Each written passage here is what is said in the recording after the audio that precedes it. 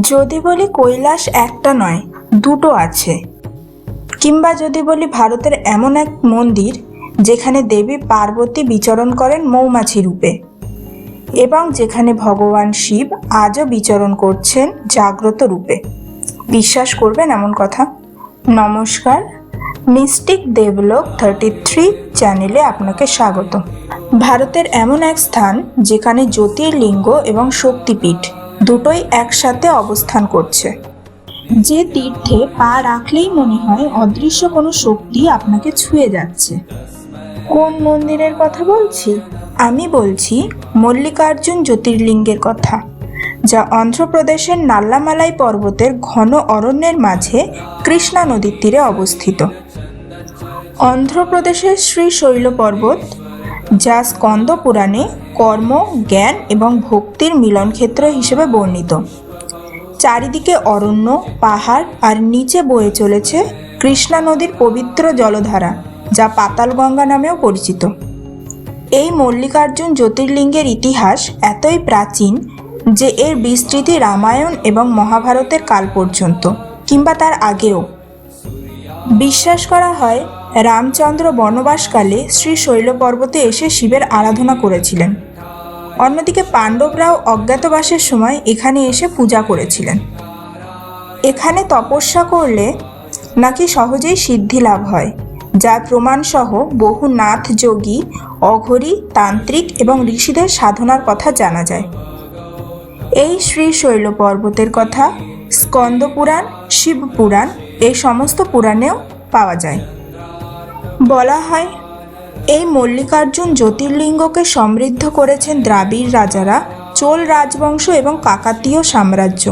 চতুর্দশ শতকে রেড্ডি রাজারা মন্দিরটিকে আরও বড় করে গড়ে তোলেন এবং পরে বিজয়নগরের সম্রাট কৃষ্ণদেব রায় সম্পূর্ণ মন্দিরটিকে দান এবং অনুদানে ভরিয়ে দেন। শিব এবং পার্বতীর দুই পুত্র কার্তিকেয় এবং গণেশ একদিন সিদ্ধান্ত নিলেন যে তারা বিবাহ করবেন, কিন্তু কে আগে বিবাহ করবেন তা ঠিক হবে একটি প্রতিযোগিতার মাধ্যমে। যে প্রথম 3 লোক অর্থাৎ স্বর্গ, মর্ত এবং পাতাল প্রদক্ষিণ করবেন সেই হবেন বিজয়ী। শর্ত অনুযায়ী কার্তিকেয় ময়ূরে চেপে রওনা দিলেন, কিন্তু গণেশ জানতেন তিনি এত দ্রুত যেতে পারবেন না, তাই তিনি বিশ্ব প্রদক্ষিণ না করে তার বাবা মাকেই প্রদক্ষিণ করলেন, কারণ তিনি বিশ্বাস করেন বিশ্ব মানেই তার মা বাবা, এবং তাদেরকে জানান যে তারাই তার কাছে সমগ্র বিশ্ব। এই বুদ্ধিমত্তার কারণে গণেশ বিজয়ী হন এবং কার্তিকেয় অপমানে দক্ষিণে ক্রৌঞ্চ পর্বতে চলে যান। ছেলের দুঃখ সহ্য করতে না পেরে শিব এবং পার্বতী তাকে শান্ত করতে এখানে চলে আসেন এবং এখানেই মল্লিকার্জুন জ্যোতির্লিঙ্গ রূপে নিজেদেরকে প্রকাশ করেন। দেবী পার্বতী মল্লিকা ফুল দিয়ে একান্ত ভক্তি ভরে ভগবান শিবের তপস্যা করেছিলেন এই স্থানে, তাই এই স্থানের মল্লিকার্জুন নামকরণ করা হয়েছে। এই মন্দিরটি দ্রাবিড় স্থাপত্য শৈলীতে নির্মিত। বিশাল গোপুরম, গাঢ় পাথরের প্রাচীর, রথমণ্ডপ, গরুর মণ্ডপ সবকিছুই কয়েকশো বছরের পুরনো। এই মন্দিরের গর্ভগৃহে অবস্থিত জ্যোতির্লিঙ্গের একটি বিশেষ বৈশিষ্ট্য আছে। এটি একটু নিচু অবতল স্থানে স্থাপন করা হয়েছে। ভক্তরা বিশ্বাস করেন এই জ্যোতির্লিঙ্গ জাগ্রত, অর্থাৎ শিব এখানে জীবন্ত হিসেবে অবস্থান করছেন। মন্দিরের একপাশে আছে ভ্রমরাম্বিকা দেবীর আসন, যেটি ভারতের অন্যতম শক্তিপীঠ। এখানেই দেবী সতীর কণ্ঠদেশ বা গলার অংশ পড়েছিল। বলা হয় দেবী নাকি এই স্থানে মৌমাছি রূপে মন্দির পরিভ্রমণ করেন। ভ্রমর অর্থাৎ মৌমাছি, তাই এখান থেকেই ভ্রমরাম্বিকা নামকরণ হয়েছে। মল্লিকার্জুন শুধুমাত্র তীর্থস্থান নয়, এটি একাধারে সিদ্ধক্ষেত্রও বটে। তান্ত্রিক, যোগী এবং অঘরীরা শতাব্দীর পর শতাব্দী এই স্থানে সাধনা করে চলেছেন। স্কন্দ পুরাণে বলা আছে এই পর্বতে যার মৃত্যু হয় সে সরাসরি মুক্তির পথে এগোয়। মহাশিবরাত্রিতে এখানে লক্ষ লক্ষ ভক্তের ভিড় হয়। এই ব্রহ্মোৎসবের বিশালতা চোখে না দেখলে যেন বিশ্বাস করাও অসম্ভব। এই মন্দিরটি নর্মদা নদীর উপনদী কৃষ্ণা নদীর তীরবর্তী এক খাড়া পাহাড়ি অঞ্চলে অবস্থিত। চারিদিকে রয়েছে ঘন সবুজ অরণ্য, যা নাল্লামালাই ফরেস্টের অংশ।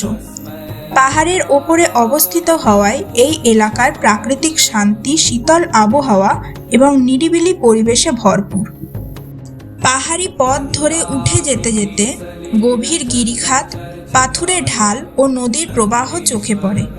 শ্রীশৈলম বাঁধের কাছাকাছি এলাকা ভ্রমণ করলে দুর্দান্ত জলধার এবং প্রাকৃতিক দৃশ্যও দেখা যায়। ভোরবেলা মন্দিরের ঘণ্টার ধ্বনি এবং চারপাশের বনভূমির নিস্তব্ধতা এক অসাধারণ পরিবেশ তৈরি করে। মন্দিরের চারিদিকে আছে প্রাচীন পাথুরের স্থাপত্য, যা দক্ষিণ ভারতীয় দ্রাবিড় শৈলীতে নির্মিত। মন্দির চত্বরে ভক্তদের ভিড় থাকে, তবে এখানকার পরিবেশ থাকে শান্ত এবং নিয়মতান্ত্রিক। কিন্তু উৎসবের সময়, বিশেষত মহাশিবরাত্রি এবং কার্তিক মাসের সময়, এই পরিবেশ থাকে আরও অধিক প্রাণবন্ত। মল্লিকার্জুন জ্যোতির্লিঙ্গ শুধু একটি মন্দিরই নয়, এটি আধ্যাত্মিক শক্তির কেন্দ্র। এটি এমন একটি স্থান যেখানে প্রাচীন পুরাণ, ইতিহাস, স্থাপত্য এবং প্রকৃতি সবকিছু মিলেমিশে সৃষ্টি করেছে এক অদ্বিতীয় পরম শক্তির আবাস। আপনি যদি ভ্রমণ পিপাসু হন, তাহলে অবশ্যই এই মল্লিকার্জুন জ্যোতির্লিঙ্গে একবার ঘুরে আসুন, যা আপনার ভ্রমণকে পরিপূর্ণ করবে আধ্যাত্মিক শিহরণ এবং দেবীয় স্পর্শে। আজ এখানেই শেষ করছি, দেখা হবে পরবর্তী পর্বে। ভালো থাকবেন। জয় মল্লিকার্জুন, জয় ভ্রমরাম্বিকা।